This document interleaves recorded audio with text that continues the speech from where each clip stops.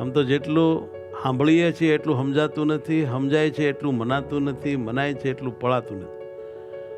જો થઈ જાય તો કામ પૂરું થઈ જાય. એનું કારણ છે કે આપણો અહંકાર છે ને એ ઈશ્વરની સામે દાંડની જેમ ઊભો છે, અને એ અહંકારને પાડી શકે એવી તાકાત ઓનલી એક સ્વામિનારાયણ ભગવાનમાં છે. માયાનું અંતિમ સ્વરૂપ છે અહંકાર, અને એને ટાળવો, મારવો, ધોકાવવો એ મારા સિવાય થાય નહીં.